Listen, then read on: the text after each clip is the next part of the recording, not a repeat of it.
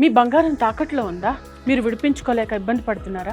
ఇంకెందుకు ఆలస్యం, ఆచారి గోల్డ్ ఈ నెంబర్స్కి కాల్ చేయండి, మీ డబ్బులు సేవ్ చేసుకోండి.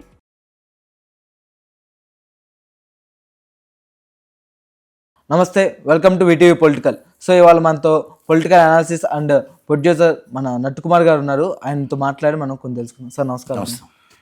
సార్, ఈ మధ్య మనకి తుఫాన్ వచ్చింది. నిన్న ఈ తుఫాన్ బారిల వల్ల గవర్నమెంట్ తీసుకోవాల్సిన చర్యలు ఏంటి? అంటే అక్కడ గవర్నమెంట్ కానీ ఇక్కడ గవర్నమెంట్ కానీ ఎటువంటి చర్యలు తీసుకుంటే మంచిది అంటారు? అంటే ఇక్కడ గవర్నమెంట్ సంగతి నాకేమో తెలియదు, కానీ అక్కడ గవర్నమెంటు, ఆంధ్ర గవర్నమెంట్, చంద్రబాబు నాయుడు గారు నిద్రపోకుండా ఆయన చేస్తున్న ఎఫెక్టు, లోకేష్ గారు చేస్తున్న ఎఫెక్టు, పవన్ కళ్యాణ్ గారు చేస్తున్న ఎఫెక్టు, ఎంటైర్ మినిస్టర్ని, ఎమ్మెల్యేలని, అందరినీ, ఆఫీసర్స్ని అందరినీ కూడా అలర్ట్ చేసి ప్రాణ నష్టం జరగకుండా చేసినందుకు 100% క్రెడిట్ చంద్రబాబు గారికి ఇవ్వాలి.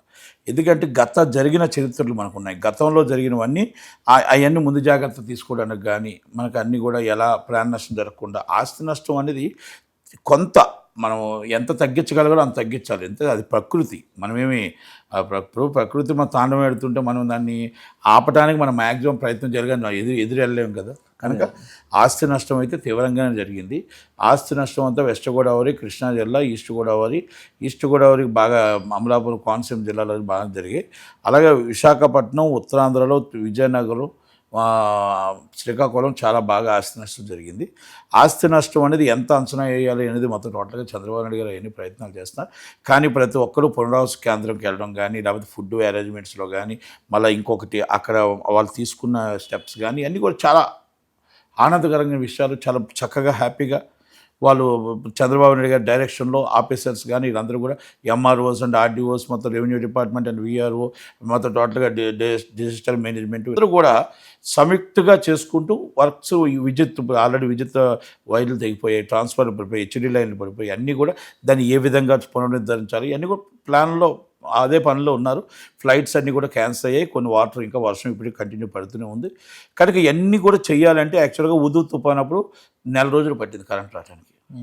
ఉదు తుఫానప్పుడు చాలా నష్టం, ఆస్తి నష్టం వచ్చింది, ప్రాణ నష్టంగా తగ్గింది. కానీ అప్పుడు కూడా చంద్రబాబు గారు అంతే కష్టపడ్డారు. అయితే ఈసారి ఇంకా ఒక్క ప్రాణ నష్టం జరగకుండా మ్యాక్సిమం ప్రయత్నం చేశారు. అంటే అదంతా కూడా ఎందుకంటే నాయకుడు తిరిగేసి ఉంటే, నాయకుడు ఫాలోఅప్ చేస్తుంటే అక్కడ కింద ఉన్న వాళ్ళు ఎలాంటి ఉంటారు, నాయకుడు లేకపోతే ఎలా? కానీ నాకు ఒక్కటి మాత్రం బాధ అనిపిస్తుంది, జగన్మోహన్ రెడ్డి ప్రతిపక్షంలో ఉన్నాడా లేడా, ప్రజల కోసం పట్టించుకుంటున్నాడా లేదా, అసలు ప్రజలంటే ఆయనకి ఏంటో ఐడియా ఉందా లేదా? ఎందుకంటే ఆయన పక్షాన 5 సంవత్సరాలు చీఫ్ మినిస్టర్ చేశాడు. ఇలాంటి వ్యక్తి ఆంధ్రప్రదేశ్లో ఇలా జరుగుతుంటే, వికృతి తాండవాడుతుంటే, వరదలు వస్తుంటే ఒక స్టేట్మెంటు వైసీపీ నాయకులు అందరూ వెళ్ళి దగ్గరుండి పునరావాస కేంద్రాలన్నీ పరిశీలించి దగ్గరుండి వాళ్ళకి ఏ ఫుడ్ కావాలో, ఏం కావాలో, ఆకలితో ఇబ్బంది పడకుండా నాయకులు వాలంటీర్స్గా వెళ్ళి అందరూ చెయ్యండి అన్న ఒక స్టేట్మెంట్ ఇవ్వలేకపోయాడు.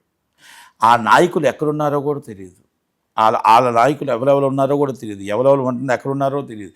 అంటే ఆ పరిస్థితిలో బొత్స సత్యనారాయణ గారు ఇప్పుడు ఏం చెప్తారు, అమర్నాథ్ గారు ఏం చెప్తారు, మొత్తం చాలామంది, సజ్జల రామకృష్ణారెడ్డి గారు అందరూ మనం అనుకుంటే జగన్మోహన్ రెడ్డి గారు ఏం చెప్తారు?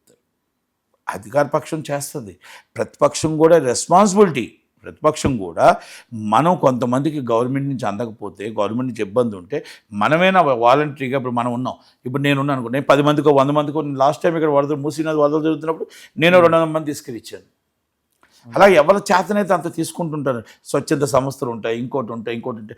అంటే ప్రజలు ఇబ్బంది పడకుండా ఉండడానికి ఏమేమి కావాలో, ఎలా కావాలో, దాన్ని డెవలప్ చేయాలో ఫాస్ట్గా మనం ఎక్కడ కూడా ప్రాణ నష్టం కానీ, మన ఆర్థికంగా నష్టం కానీ, ఆకలితో అలమటించిపోకుండా వాటర్ కానీ ఏదో విధంగా మనం చేయాల్సిన బాధ్యత ప్రతిపక్షం మీద కూడా ఉంది.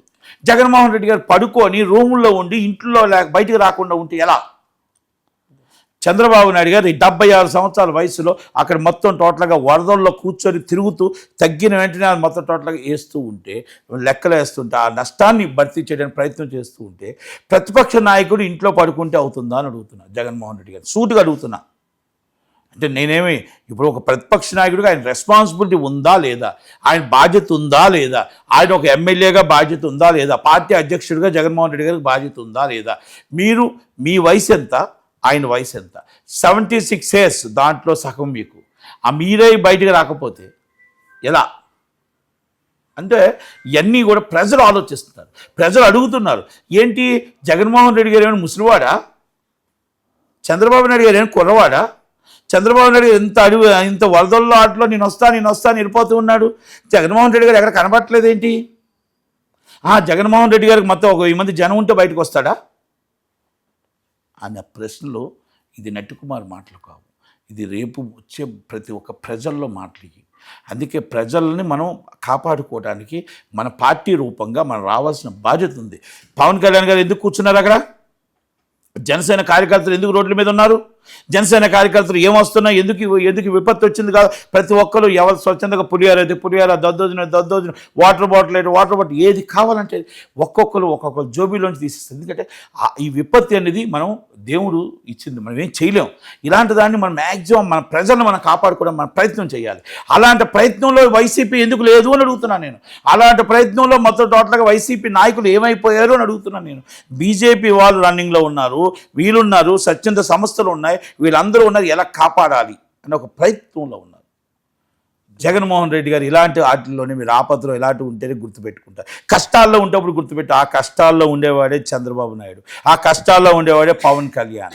అందుకనే కష్టం తెలిసినవాడు, బాధ తెలిసినవాడు, అన్నీ తెలిసినవాడు. కాబట్టే ఈరోజు ఉదు తుఫాను కంటే భారీగా ఆస్తిని నష్టం లేకుండా జాగ్రత్తగా మెయింటైన్ చేసి అందరినీ రెడీ చేసి చక్కగా అన్నీ కూడా మోస్ట్లీ ఒక 5-6 రోజుల్లోనే మళ్ళీ మామూలు రెగ్యులర్గా గాడిలో పడేటట్టే ప్రయత్నం చేయడానికి అందరితో కూడా ప్రయత్నం చేస్తూ ఉన్నాడు. చాలా wonderful job Chandrababu Naidu garu and AP chief minister, and wonderful job and deputy CM garu, wonderful job and IT minister Lokesh garu. ఇదంతా కూడా మొత్తం all ministers and all MLAs అందరూ కూడా అలర్ట్గా ఉండి ఈరోజు మనం ఈ విపత్తు నుంచి మనం కాపాడుకొని ప్రాణ నష్టం లేకుండా బయటకు వచ్చినందుకు అందరికీ పేరు ఆఫీసర్లు, very good officer, IAS and IPS and group 1 and group 2 is attender నుంచి ప్రతి ఒక్కరు కూడా ప్రజల్ని కాపాడిన ప్రతి ఒక్కరు పేరున ధన్యవాదాలు తెలియజేస్తూ, మత్స్యకారులు ఒక్కరు గల్లంతయ్యారనేది తెలిసిన సమాచారం. ఆ ఒక్కరు కూడా దేవుడి దేవాల అందరూ కూడా ఆశీస్సులతో ఆయన కూడా బయటకు రావాలని, మొత్తం త్వరలోనే అందరూ బయటకు వచ్చి చక్కగా హ్యాపీగా మళ్ళీ ఆంధ్రప్రదేశ్ అన్నీ కూడా ఈ 5-6 రోజుల్లోనే ఈ విపత్తు నుంచి బయటపడి చక్కగా హ్యాపీగా ఎవరి జాబ్లో వాళ్ళకి వెళ్తారని ఆశిద్దాం. మనందరం కూడా ఇబ్బందులు ఉన్న వాళ్ళకి ప్రతి ఒక్కరికి ఏ విధంగా సహాయం చేయగలుగుతాం, మన చేతనైంది ఏం చేయగలుగుతాం, ఏ విధంగా ఇవ్వగలుగుతాం, ఏ విధంగా ఏం చేయగలుగుతాం అంటే ఆ టైంకి ఫుడ్ లేకపోతే బట్టల ఏం చేయగలుగుతాం ఎవరి కాదు, గవర్నమెంటే ఇస్తుంది అని వెయిట్ చేయకండి. మన చేతనైంది ప్రతి ఒక్కరు మన పార్టీల పరంగా కానీ మామూలు మనసు వ్యక్తిగతంగా పరంగా స్వచ్ఛంద సంస్థ పరంగా కానీ ప్రతి ఒక్కరు ఏదో ఒక హెల్ప్ చేయడానికి ప్రయత్నం చేయమని నేను రిక్వెస్ట్ చేస్తూ వెరీ మచ్. సో చూసారు కదా, మరి నటుకుమార్ గారు చాలా నీట్గా డీటెయిల్గా ఎక్స్ప్లెయిన్ చేశారు ఏదైతే జరిగిన ఈ విపత్తు గురించి కూడా. సో ఇలాంటి వీడియోస్ కనుక కావాలంటే please like, share and subscribe to VTV.